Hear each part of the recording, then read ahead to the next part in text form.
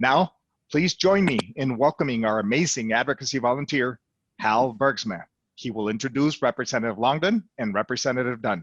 Hal, the floor is yours. We're fortunate this morning to have two members of the House of Representatives with us who have been very helpful to AARP's efforts this session to address issues we've identified with long-term care facilities in the state. They are the Honorable Tim Dunn, who represents Legislative District 13 in the Yuma area, and the Honorable Jennifer Longdon, who represents Legislative District 24 in the Phoenix area. Both of our guests have impressive resumes, but due to our limited time, I'm going to dispense with describing their backgrounds and get right to questions. So, looks like we have Representative Dunn here. We don't have Representative, oh, there's Representative Longdon, so we're good. So, to begin, the two of you have been primary sponsors or co-sponsors of several bills of interest to AARP this session relating to the well-being of residents of long-term care facilities. How did you come to work together on those bills in a bipartisan way, and how do you feel about what you've accomplished so far this session working together? And I'll let either of you start. Rep. Dunn, I'm going to let you start. Okay. Well, good morning, and thank you for having us. It's a pleasure to be here, and thank you for all that the AARP does for our elderly, and you're very good advocates. So, yeah, if you go back to our relationship with Ms. Longdon, a couple of years ago, we were working on an ad hoc committee that she chaired, and I was fortunate to be with her. We learned a lot in that ad hoc committee of what the pitfalls and some of the stuff that we need to do for our vulnerable adults. And so we started working on these bills last year, and they died because of COVID, and the problems have not gone away. They've just gotten worse. And so we've continued to work with that this year and bringing those bills forward to try to get the funding that we needed to do these projects that we're working on. So that's where it started at is a couple years ago with that ad hoc committee. Yeah, I agree. And I think that the work that Representative Dunn and I have done together is a real example that bipartisanship is alive and well. And there are places where we can cooperate across the aisle in a way that is incredibly productive. Together, we have moved a slate of legislation through both chambers in a way that I don't think either one of us could have done separately. And it's been a real pleasure and an honor and a learning experience for me to work with Mr. Dunn and getting this done. So Representative Longdon, you were telling me when we spoke last week that you actually, I think, first interacted with Representative Dunn when you were on a tour of agricultural operations in his area of the state? Indeed. So at the start of every term, Mr. Dunn and the folks in the Yuma area welcome the entire legislature, both houses, both parties, to come to Yuma and take a tour. If you don't know it, Yuma is the salad bowl of North America. And I learned an awful lot on that tour. And there were I was concerned there'd be accommodation issues because I am a full-time wheelchair user. And Mr. Dunn was amazingly gracious, and he and his assistant worked in advance to make sure that I was able to fully participate and do all of the things that every other legislator could do. And I think that was the place where our mutual relationship started, a basis of trust and humanity. And I think that folks come down here seeing members of the opposite caucus as caricatures. Not always as the people that we are. And once you bust through that and start seeing your fellow legislators, even the ones which you may have some disagreements, when you start seeing them as people who are here also working to solve problems, that's where the real work can begin in the middle. And again, getting back to the legislation you've been working on together, how do you feel about the bills that are, how they're progressing right now? Do you think you're making quite a bit of progress? The three of the main ones that we've gotten we've had several that are processing, but 3 of the main ones for budgetary items have made it through the House and are over in the Senate, made it through appropriations. And so now we're in budget negotiations, trying to move that, and it's on our list of priorities. And we actually have a meeting tomorrow afternoon with the governor's office with me and Ms. Longdon to go explain in further detail what we're on those asks and those particular asks. And we have some commonality with the governor's office already. And so, like I said, this is the second year we've been doing it. So we're hopeful that we can get some of these things across the finish line in the budget on those particular ones. And Ms. Longdon has a couple other ones that she's been working on as well. So could you describe briefly what those bills are about? So we have the $3.3 million for the FTEs for the APS for their surveyors, and the governor's office is in his State of the Union speech was also wanting to do that. That's come out of our ad hoc committee and also out of the governor's committee. And then we have another $1.1 million for a pilot program to do checks and audit, so they can go through and try to actually, it's kind of like a watchdog group, but to kind of go through and figure out where the holes are. And that's one of the things we learned in our committees.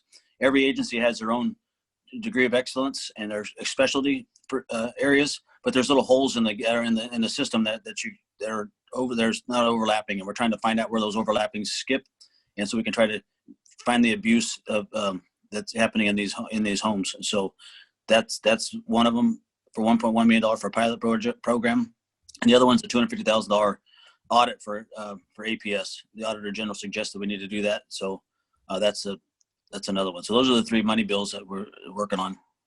Thank you. And Representative Longdon, did you want to describe some of the bills that you're the lead sponsor on? Sure. And actually, if I could step back just a step, we've mentioned our ad hoc committee a number of times. So our ad hoc committee was formed to look at abuse and neglect in long-term care facilities. This came out of the news headlines with Hacienda some years ago, but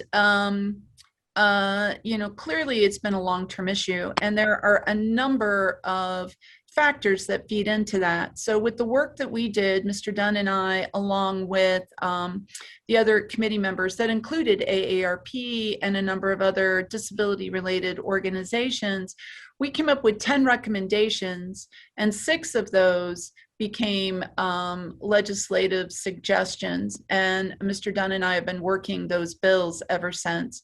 But we've looked at issues like increasing pay for caregivers so that individuals can see more consecutive or consistent care in their caregiving situations. And as Mr. Dunn suggested, the oversight is a huge issue that we really want to work on. So then the policy bills include such things as redefining mandated reporting inside of long-term care facilities, the DHS surveyors, as he said, and then in addition, we have a bill to reinstate a statewide ADA coordinator to make sure that state agencies and businesses are aware of what their options are and their obligations in complying with the Americans with Disabilities Act, and then a supported decision-making bill that is separate from the ad hoc committee, but also equally important, and that creates a legal structure to allow folks to have a little extra help while they're making decisions without forcing them into restrictive guardianship ahead of their time. And I know that AARP and their 900,000 members here in Arizona, 50 and older, I'm a proud AARP member myself. I know that the ability to age in place is essential, and that's some of the things that we're working on with these additional bills. Thank you. Representative Dunn, you were asked by AARP to help out on a bill, SB 1377, that was giving us some heartburn relating to the liability of long-term care facilities for actions not related to COVID-19, which you did. What convinced you to do that? Well, we had a conversation with AARP, like the Wednesday before that. The bill was just coming from the Senate to our house. We've been something that the liability bill we've been working on for a year, trying to help protect the good actors and not and allow things that people are for COVID related issues. And so when we read the actual details of the bill and it was brought to my attention, and I actually had our House attorneys look at it and said, yeah, you're probably right. That does give them some blanket immunity, which was not the intent of the drafters of the bill in the Senate. And so had those conversations after they'd already passed it out of the Senate about putting that amendment on it. And that was not easy to do. I mean, it was the right thing to do, but politically it was hard to get done because, we went through the process of where the holes were and what we thought the coverage, the blanket immunity it gave to them, and we didn't want to do that. Had conversations with those stakeholders over the weekend and then came back on a Monday, and they were supposed to try to convince me on why we shouldn't run the bill. And after we ran it with the different amendments, they came back and said, actually the bill's better by doing the amendment. And so we on a Monday morning, we got the amendment drafted and dropped it at noon and got it done so we can make sure that it was a better bill to get passed. And so I'm happy to do it. And it's made a good bill better. And so we took out that the ambiguity there where they were giving blanket coverage, but we didn't want them to. So we know that during COVID, the things that were going on that we've been trying to get to the bottom of, they have not stopped. They've gotten worse. And so we need to make sure we still have the ability to go after those bad actors. Well, we appreciate your help on that. For both of you, AARP Arizona recently released a video of Dana Kennedy speaking about our concerns with long-term care facilities in the state. The primary audience for the video is members of the legislature. Have you seen the video? And if so, what do you think about it? And is it an effective way for AARP to communicate with members of the legislature? And what else should AARP and its members do to effectively communicate with members of the legislature, such as yourselves, about our issues? And I'll let Representative Longdon go first. Well, thank you for that. I really appreciate it, Hal. I did watch the video. I thought it was really very well done, and I hope that my colleagues will watch it. What I really, really, really want to share with, again, the 900,000 members of AARP here in the state of Arizona is that when you come to the Capitol, virtually or in person, and tell your personal stories and wrap it around these policy points, it matters. So definitely make sure you're telling your story. Write, call, email, whatever it takes. Come and visit when you can. Join Zoom calls with legislators otherwise. And make sure that you are letting your legislators know that you're watching and you're paying attention, that these are the matters that matter most to you. Mr. Dunn? Yeah, I thought the video was very well done, and I will encourage our colleagues to watch it as well. I think she made some great points, and like Representative Longdon said, we return the phone call. We listen to everybody that's in my district. We try to talk to anybody that calls or comes down, but we get a lot of people. But if you definitely call your representative or your senator, we try to reach out and we try to listen and understand what those concerns are, because that's who elected us, and we want to make sure that we are talking to them. And so, yeah, you can be very effective by just reaching out to us and letting us know that you live in our district and weighing in on things. Great, thank you. So we've got maybe a couple of minutes. Are there any other thoughts you'd like to give us in terms of your relationships with your constituents and especially AARP members? If you don't mind, Mr. Dunn, I'll go first. COVID has certainly changed the way we're interacting. I'm a legislator that really feeds on my ability to get out with my constituents. I make a point of showing up at as many community events as I can in a non-COVID world. And I'm trying to do that virtually as well. I make a point of going out in Central Phoenix at least one weekend a month and just riding light rail and buses so that I can talk to lots of constituents. So reaching out is critical. We're here, we listen, and we care, and we do work together. Mr. Dunn?